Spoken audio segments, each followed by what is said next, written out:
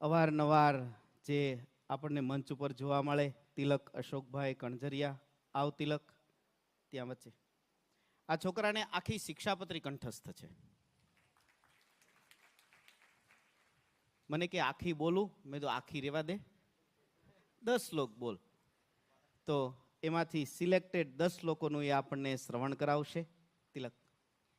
અનંત કોટી બ્રહ્માંડના કિંગ એવા સ્વામિનારાયણ ભગવાન, પૂજ્ય ગુરુવર્ય સ્વામી શ્રી પૂજ્ય સદગુરુ બાલકૃષ્ણદાસજી સ્વામી, પૂજ્ય સદગુરુ હરિસ્વરૂપદાસજી સ્વામી તથા સર્વે સંતો, હરિભક્તો અને વિદ્યાર્થી મિત્રોને મારા ભાવથી જય સ્વામિનારાયણ. શિક્ષાપત્રીના શ્લોક 93 થી 102 અને 4 વેદ તથા વ્યાસસૂત્ર તથા શ્રીમદ ભાગવત નામે પુરાણ તથા મહાભારતને વિશે તો વિષ્ણુ સહસ્ત્ર નામ અને તથા શ્રીમદ ભગવદ્ ગીતા તથા વિદુરજીએ કહેલી જે નીતિ તથા સ્કંદ પુરાણનો વિષ્ણુ ખંડ, તેમાં રહ્યું એવું જે શ્રી વાસુદેવ મહાત્મય અને ધર્મશાસ્ત્રના મધ્યમાં રહી એવી જે યાજ્ઞવલ્ક્ય ઋષિની સ્મૃતિ, એ આ શાસ્ત્ર અમને ઇષ્ટ છે. અને એ અમારા જે શિષ્ય તેમણે એ આ શાસ્ત્ર જે તે સાંભળવા અને અમારા આશ્રિત જે દીજ તેમણે આ શાસ્ત્ર જે તે ભણવા તથા ભણાવવા તથા એમની કથા કરવી અને એ આ શાસ્ત્ર જે તે પાળવા અને એ આ શાસ્ત્રને વિશે આચાર વ્યવહાર અને પ્રાયશ્ચિત એ ત્રણનો જે નિર્ણય કરવો, તેને વિશે તો મીઠાક્ષરાય ટીકા યુક્ત એવી જે યાજ્ઞવલ્ક્ય ઋષિની સ્મૃતિ તેનું ગ્રહણ કરવું અને આ શાસ્ત્રને વિશે તો વચન તે જે તે માનવા અને તે જે તે શ્રી કૃષ્ણ ભગવાનનું સ્વરૂપ તથા ધર્મ તથા ભક્તિ તથા વૈરાગ્ય તે જે તે માનવા અને તે વચન બીજા વચન કરતાં પ્રધાનપણે માનવા અને તે શ્રી કૃષ્ણ ભગવાનની ભક્તિ ધર્મ સહિત જ કરવી, એવી રીતે સર્વ શાસ્ત્રનું રહસ્ય છે.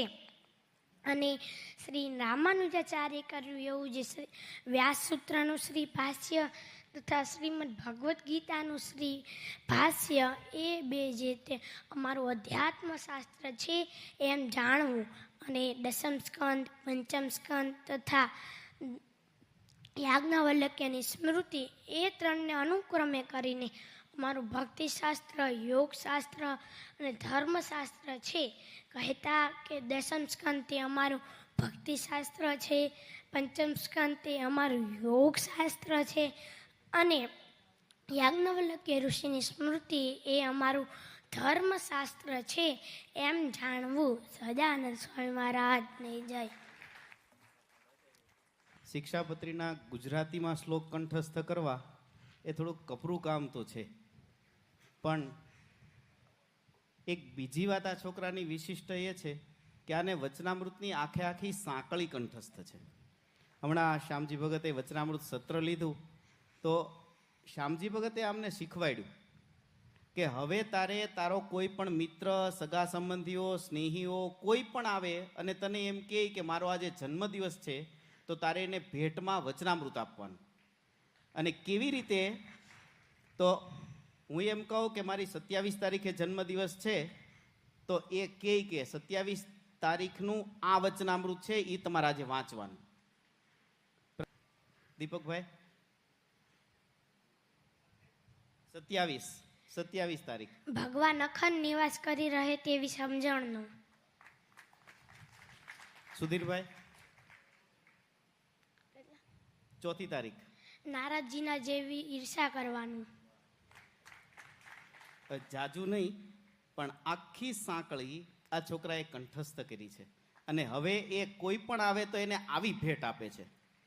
મજાની વાત તો એ છે કે આજે ચારેય બાજુ જે માતા પિતાને ABCD ન આવડતી હોય એ માતા પિતા પણ પોતાના છોકરાને ઇંગ્લિશ મીડિયમમાં દાખલ કરે છે. એની સામે આમના માતા પિતાએ આને ગુજરાતી મીડિયમમાં દાખલ કર્યો અને વચનામૃત, શિક્ષાપત્રી, ભગવદ્ ગીતા, ભક્ત ચિંતામણી આવા તમામ શાસ્ત્રો ઘરે વાંચે અને એમના માતાને કંઠસ્થ કરાવે. જોરદાર તાલીઓના નાદથી એમના માતા પિતાને વધાવીએ. આવ તિલક, પૂજ્ય બાલસ્વામી તને પ્રસાદીનો હાર પહેરાવી રૂડા આશીર્વાદ પાઠવશે. અને એવો જ બીજો છોકરો અમારા નરેશભાઈ ચૌહાણનો દીકરો નિયમ, આવ નિયમ, એ પણ આપણને